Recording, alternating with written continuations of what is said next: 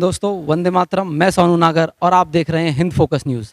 आज हमारे साथ हैं हिंदू युवा वाहिनी से नीरज नागर, जो कि संगठन महामंत्री हैं, और हमारे साथ हैं संजय नवादा जी, जो कि पर्यावरण संरक्षण समिति के अध्यक्ष, और हमारे साथ हैं संजीव जी, जो कि भूतपूर्व सैनिक हैं इंडियन आर्मी से। आज का हमारा विषय है कि किस तरीके से जो अग्निपथ योजना है उसको तोड़ मड़ोड़ के दिखाया जा रहा है और क्या कारण है कि बच्चों को समझने में दिक्कत हो रही है या क्या परेशानियां हैं उन्हें। जैसा कि मैंने अपनी पिछली वीडियो में आपको बताया और हम पहले भी इस पे चर्चा करते रहे हैं इन चीज़ों पे, तो जो ये सोया हुआ जो आदमी है उसको आप जगा सकते हैं, लेकिन जो पहले से ही सोने की एक्टिंग कर रहा है उसको कैसे जगाएंगे। तो इसी चर्चा को आगे बढ़ाते हुए सबसे पहले मैं संजय नवादा जी के पास जाना चाहूँगा और उनसे जानूंगा कि किस प्रकार से वो क्या सोचते हैं अग्निपथ योजना जो सेंट्रल गवर्नमेंट द्वारा आई है। संजय नवादा जी, आप। सेंट्रल गवर्नमेंट द्वारा जो अग्निपथ योजना आई है, मैं उसे बहुत अच्छी मायने में मानता हूँ कि बहुत अच्छी ये योजना है। हो सकता है मेरी बात से बहुत लोग नाराज़ हों, कुछ लोग नाराज़ हों, लेकिन अपने अपने पैमाने हैं समझने के। आज जो 4 साल की ये योजना है, 17 साल से 21 साल जो बच्चा ग्रेजुएशन करने में समय लगाता है या पढ़ाई में समय लगाता है, मुझे नहीं लगता कि वो योग्यता की तरफ जाता है। बहुत कम अंकों से, बहुत कम लड़के हैं ऐसे जो योग्यता को प्राप्त करने में अपने आपे को ढालते हैं, वरना समय व्यतीत करने में ही ज़्यादातर लोग अपना ग्रेजुएशन करते हैं। इस विषय पे मुझे यह योजना इसलिए अच्छी लगी कि इन 4 साल में बच्चा अपना कुछ ना कुछ अचीव कर लेगा। जब 4 साल में वहाँ से कुछ एक मजबूत स्तंभ निकल के आएगा, तब वो यहाँ अपने क्षेत्र में आकर और कुछ मजबूती से ही कुछ कार्य कर पाएगा। इसलिए मैं इस योजना को सही मानता हूँ। हो सकता है कुछ लोग जिनकी उम्र ओवरेज हो गई है वो इस पे चिल्ला रहे हों। हो सकता है कुछ जिनको इससे लगना नहीं है, जिनकी पढ़ाई नहीं है, वो इस पे चिल्ला रहे हों।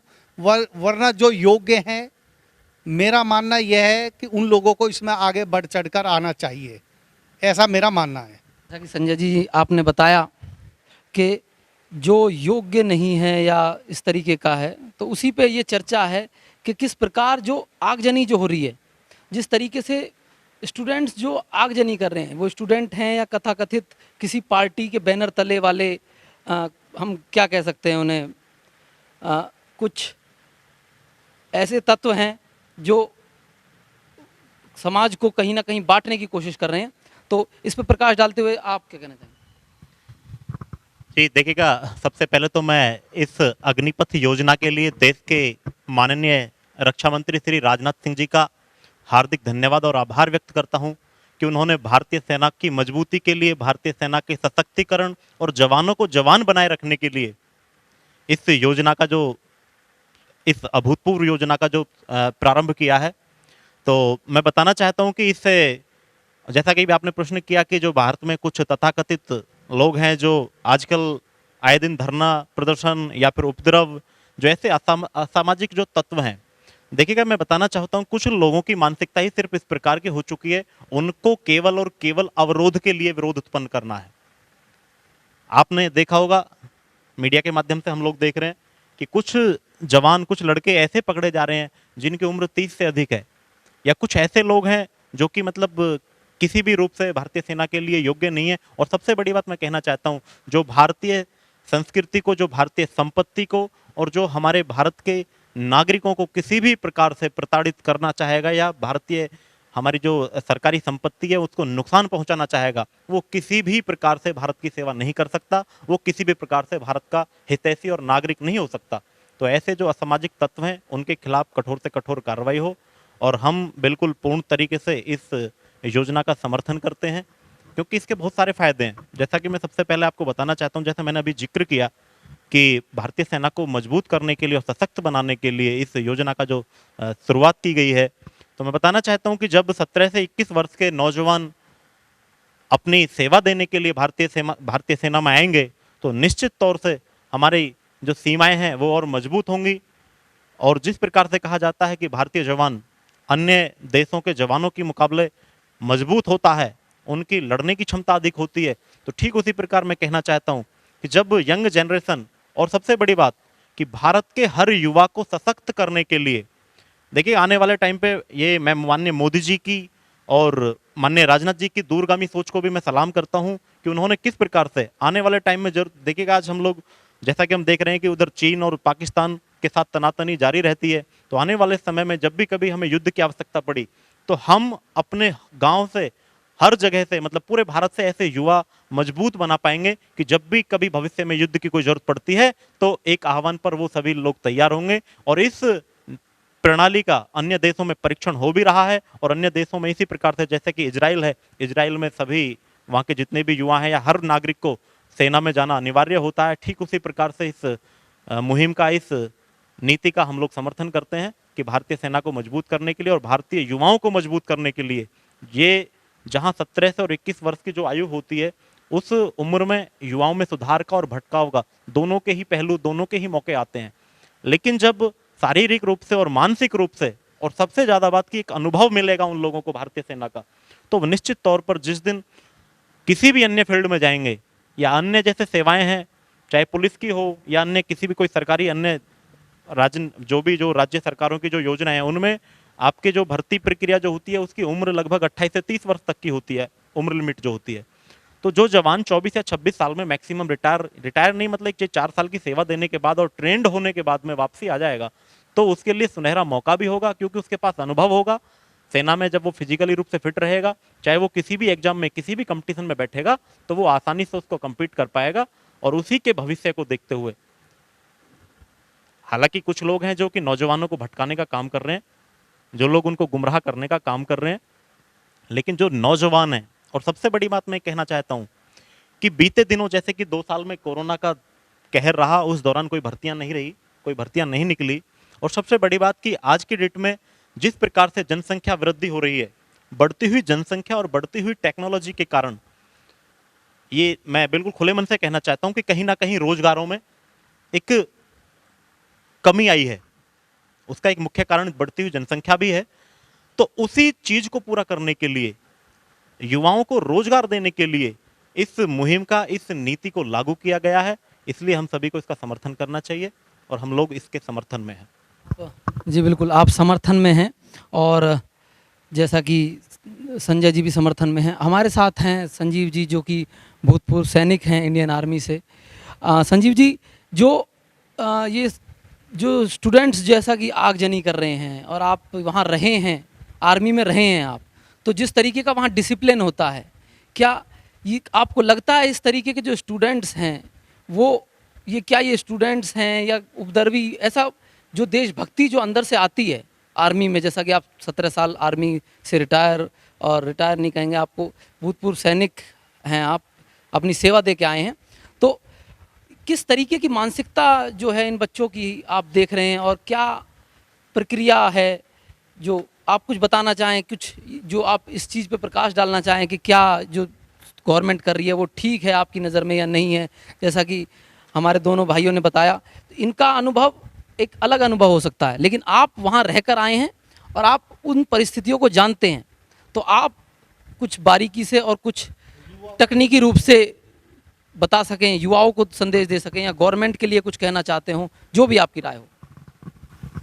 सबसे पहले जय हिंद साथियों, मैं भूतपूर्व सैनिक संजीव कुमार, ग्राम नवादा, सभी साथियों से अनुरोध करता हूं, जो भी आदमी, जो भी बालक या हमारा साथी जो भर्ती प्रक्रिया में अभी है, सभी से अनुरोध है, पहले तो ये जो आगजनी वगैरह जो देश का नुकसान हो रहा है, वो सिर्फ सरकार का नुकसान नहीं है, वो सभी हम सब का नुकसान है, आपका भी नुकसान है जो कर रहे हैं।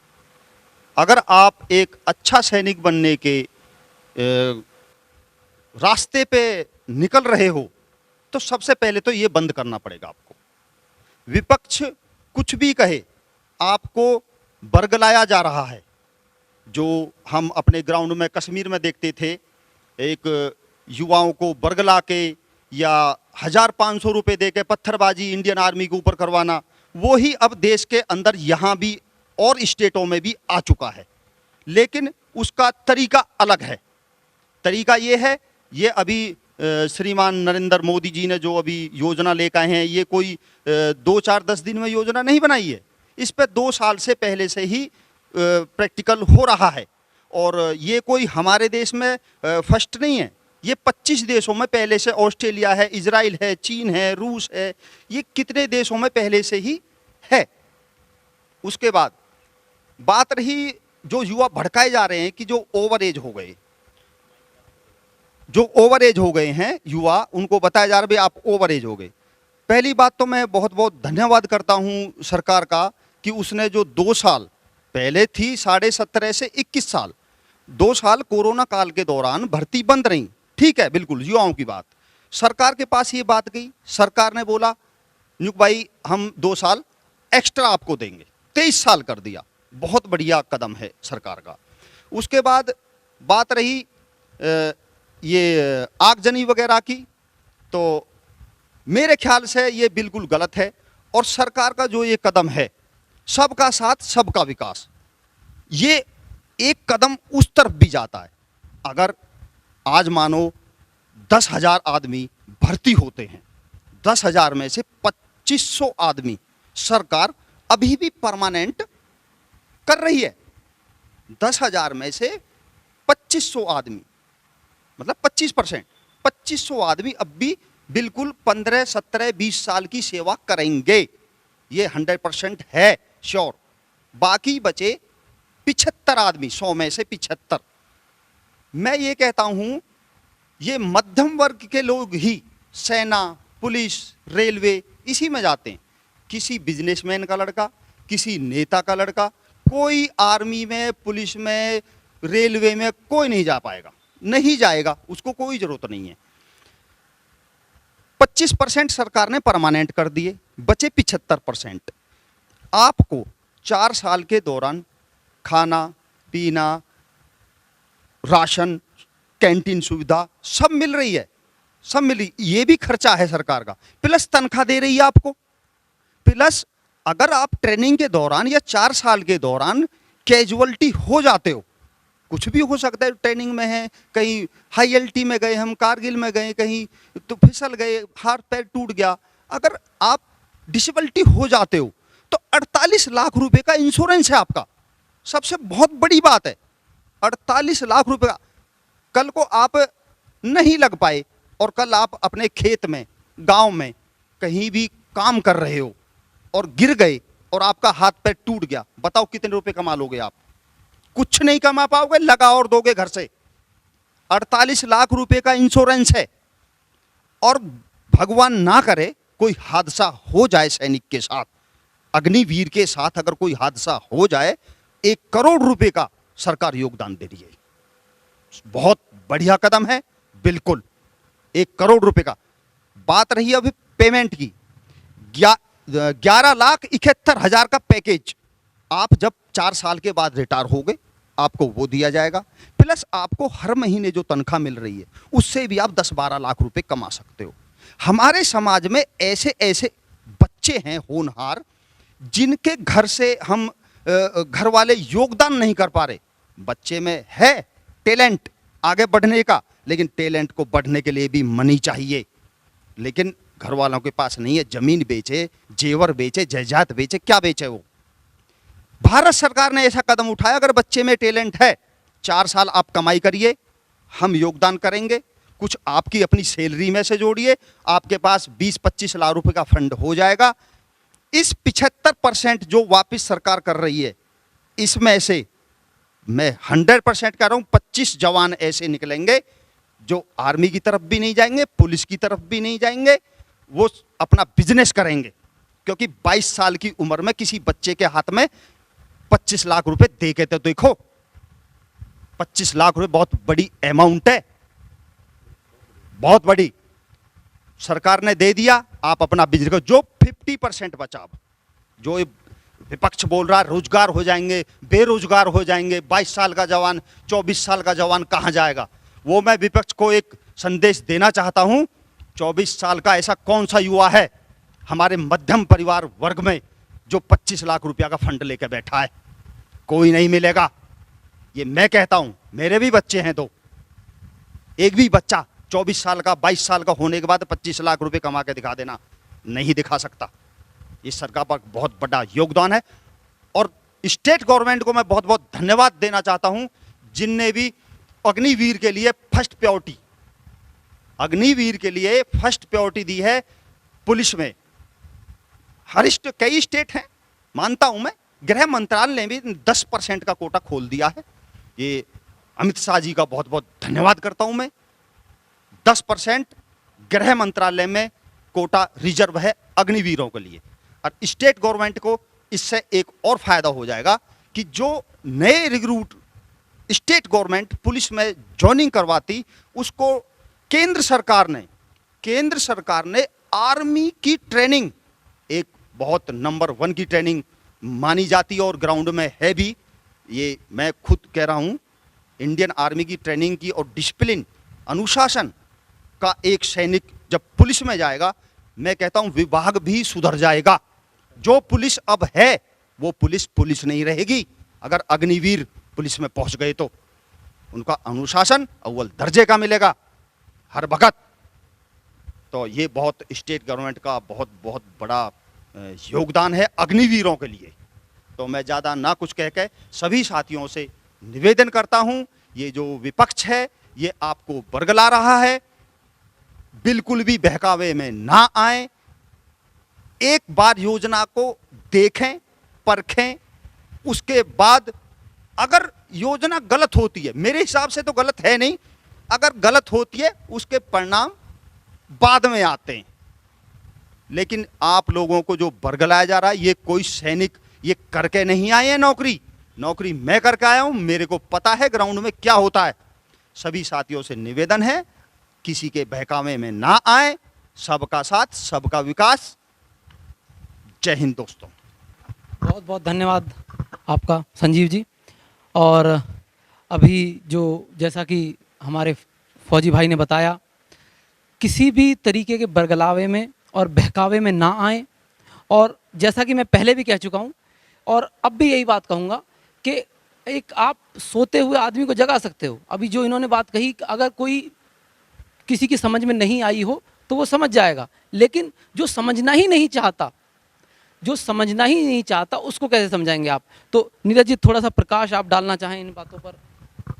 देखिएगा, जैसे कि मैं पहले तो धन्यवाद करता हूं भाई अपने फौजी भाई का कि इन्होंने इतनी अच्छी बातें हमारे जवानों को जो बताई है, जो संदेश इनके माध्यम से हम आप लोग और चैनल के माध्यम से जो जवानों तक पहुंचेगा, जो सभी युवाओं तक पहुंचेगा। साथ ही साथ मैं एक बात और कहना चाहता हूं कि हम ग्रामीण परिवेश से निकले हुए लोग हैं। हमारे यहाँ आर्मी में जाना एक अपने आप को हम गौरवान्वित महसूस करते हैं और हम सेना और सुरक्षा के साथ किसी भी प्रकार से कोई राजनीति नहीं करना चाहते और ना ही सेना के साथ कोई किसी भी प्रकार की राजनीति होनी चाहिए। हम लोग तो बिल्कुल, हमारे बच्चे, हमारे भाई, छोटे जो युवा हैं जो आज सपना देख रहे हैं आर्मी में जाने का, वो आर्मी को किसी भी पैसे से नहीं तोलते, ना ही वो वहाँ पैसे के लिए जाते हैं। वो देश सेवा के लिए और देशभक्ति का जो उनके अंदर जज्बा है।